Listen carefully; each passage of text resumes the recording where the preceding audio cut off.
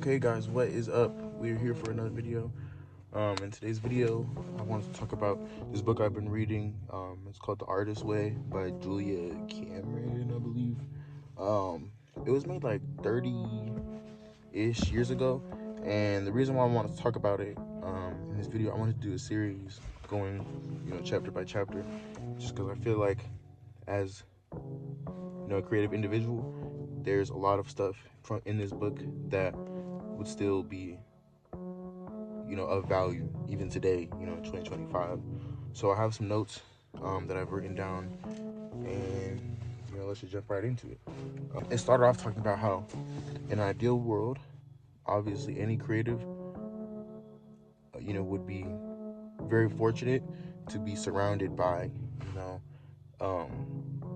very encouraging family, friends, peers, teachers at a young age, just off rip, in order to develop the confidence within yourself and what you do to be able to pursue what you want to do creatively. But unfortunately, just because of the way the world is, the focus of creative stuff in art isn't really at the forefront of anyone's goals, or at least it's not respected when it is. So you'll hear a lot of things like, always have a plan B. Always, I don't know. Are you sure you want to do this? You should keep it as just a hobby. All these kind of things that are really just like limiting beliefs from other people onto you regarding what you care about, which I assume is something creative if you're on this channel, and yeah, basically one of the big ones that she was talking about in this book was how basically the belief that oh, I'm not creative, I guess I just wasn't born with it. I guess I'm just not one of the few who has been blessed with the gift of being an artist or creative. But the thought is really just it's not necessary, bro. It's really not necessary when anyone can make art, and usually really good art comes from just like place of, you see all kind of amazing things from people that have nothing, bro, no supplies. They spent they work a minimum wage job, and they saved a little tiny part of their check on top of all their bills and stuff to make something with limited stuff. So that shouldn't really be a belief. You see all kind of personalities. You see outgoing people. You see kind of shyer people. Like, it doesn't really matter. It doesn't matter. If it's something you care about and you pursue it, you will get it. Period. It doesn't matter about born. It's how you make yourself, how you heal yourself from these limiting beliefs that we're often told and stuff. The next thing she was talking about was what she calls a shadow artist. And basically she said a shadow artist is someone who is one person removed from an actual artist. It's someone who, marries an artist, who's partners with an artist, whose best friend is an artist, just so they can get as close in proximity as they can to actually being an artist. But in this moment of time, they're not. I've been a shadow artist before. I've tried to surround myself with people who are really about that life and doing it when I knew myself and what I wasn't doing. And basically, it's fire that you're surrounding yourself with those people, but you need to understand that their work is not yours. What they do is not what you do.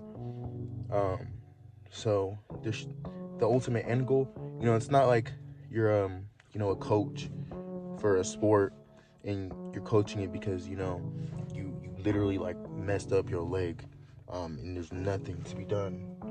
Sorry, I saw a reflection. That bitch scared the hell out of me. Um, and it's like there's nothing that could be done ever, and you're permanently messed up. Because if that was the case, then yeah, you being a coach to fulfill that urge, that love of the game, that love of the sport, that's fire. But creatively, there's no limits, age-wise, freaking, culturally wise, money wise. Like there's no limits. So you trying to limit yourself based on age or your ability, small technical things that don't matter, it doesn't serve anyone and it doesn't serve you. Um, so yeah, we need to get rid of those. She also talks about overthinking after the fact, and basically what she means by that is you'll go do something creative. You'll go out on a limb. Maybe you'll sign up for a certain class, or you'll be in your lonesome and you're like, what, F it, let me just try to record a song or like draw or something. And in your lonesome in the moment, I bet it probably feels good because you care about it and you wanted to try it, you wanted to do it. But then afterwards, that class is over, you finish that drawing or something. The self-limiting beliefs, they start talking their shit. She calls these blurts. When you'll do something amazing and then you start doubting yourself, you'll start, just overthinking, like, oh, what if I look so silly doing this? What if I look goofy doing this? And those two, that's another thing we need to get rid of, bro. Because, that's not even you at the end of the day. That's something that you probably heard from somewhere, from some person that you probably don't care about. Um, yeah. No. Yeah, stop on the overthinking. She was also just talking about, just taking baby steps in the fact that, like, everyone starts off somewhere. A lot of people, creative people, they'll compare themselves to the biggest person that they know. For my music people, you might be trying to start off, and now you're comparing yourself to geniuses like freaking, I don't know. On my YouTube channel, I post a lot of Frank Ocean type stuff, freaking Tyler the Creator type stuff. Like you might be trying to compare yourself to where they're currently at, and it makes no sense because if you go back to the earlier projects when they just started off, just like you, just like me, you'll see how it's not even like comparable to what they are currently doing. The budget's different, the time's different. There's just a lot of variables that are different, and it's not fair to compare yourself and then let that comparison halt you from actually making any progress at all. So it's best to just, take baby steps. Me, I'm literally, bro, I started off, I didn't even make music. I had a YouTube channel when I was like little, like I was 12. I would just like play games on it and stuff, do dumb stuff, kid stuff. And then in like middle school, when I was like 13, 14, probably like 14, 15, I got my first instrument. I got a ukulele. I learned it. Then I got guitar and I started learning it. Meanwhile, my brother, he's recording and making music. So I'm like, you know what? Let me try it. I try it and it's fun. And out there in the world, there's some super trash 2210 side just chilling on a laptop somewhere, bro. It's crazy. From like 2020, maybe 2021.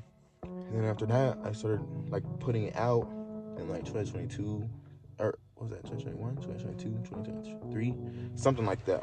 I put out like my first music and stuff. And then as a side thing, I was like, bro, I want to be able to make my own beats because it's hard finding type beats on YouTube that I actually resonate with, completely. So I practiced making my own type beats. And it's funny because if you go back on my channel to my first ones from like 2023, literally, them shit is garbage. But it's funny though because I remember at the time, like I was really feeling it and I really enjoyed making it.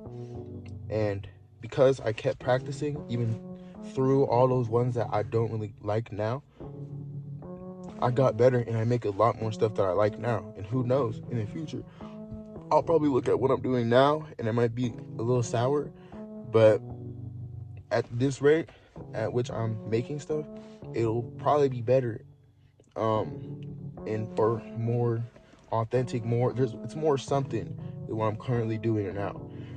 And that's only a result of constantly, expressing yourself and giving yourself the time to do, what you care about. Baby steps. It took me a long time. I'm still not where I want to be at. So, just baby steps, trying to up the ante just a little bit. Because at the end of the day, we want to be gentle with ourselves. You feel me? We don't want to scare ourselves off a rip. Just make a step. Whatever that looks like to you, make a step. And then once you get comfortable, on to the next. And it'll all add up way faster than you can even imagine, compared to, trying to be perfect off rip and then being paralyzed because you realize that it takes a lot of effort and work, and healing and letting go of, limiting beliefs that were taught to us, and all that stuff. Next is just basically, just tortured versus nurtured thinking. And this all ties back to the first chapter. It's called safety. And it really is just safety with, how you speak to yourself and how you let what people say affect you, and just trying to let go of all those, heal those, so that we can move forward, as creative. Yeah, tortured versus, nurtured thinking. So basically, um, I know it might seem very oversaturated to hear what I'm about to say. To just talk nice to yourself. Um, yeah, that might sound really, over said, overdone, but it really does take you far. It really does. Um, in a world where these money hungry individuals want you to, um, you know, have low self esteem and not believe in yourself, and they want you to just submit into the rat race and working, a 9 to 5 to make somebody else richer, um, all at your expense. They want you to have these limiting thoughts about yourself. So you should, if you care about yourself and other people, and not, just if you just care about yourself, you should speak about yourself, better. I'm not perfect. There's all kind of times where I'll be ready to up through the beat or something, and I'm like, bro, what if, this isn't it? Like, this is kind of mid, like, da da da da da. But like, you literally cannot let these things stop you, bro. You should, they'll come, and sometimes it feels like you can't control it, because you might be feeling really good at the middle of nowhere. Just like how I said, you just took that dance class, you just made that song or whatever, and then as soon as you're done with it, a random blurt, as she calls it, come into your brain like, this really is not it. But you literally just have to shut those up, bro. Just acknowledge it. Be like, I don't know, just acknowledge it and be like, bro, say the opposite. It says, that was kind of cringy, but then to combat that, like, but I enjoyed it, so it doesn't matter. Or, you might have a blurt of like, who knows, freaking, like, this isn't gonna take you anywhere. Bro, doesn't matter, because you still enjoyed it. Time you spent enjoying yourself and enjoying what you were doing is time well spent. You feel me? There's no way you're gonna regret.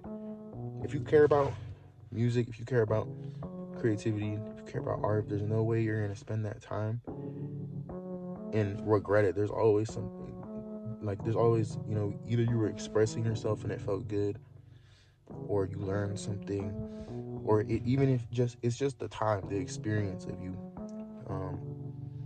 doing this thing that you wanted, and even if you feel sour afterwards, you enjoyed it in that moment. So that's all that really matters.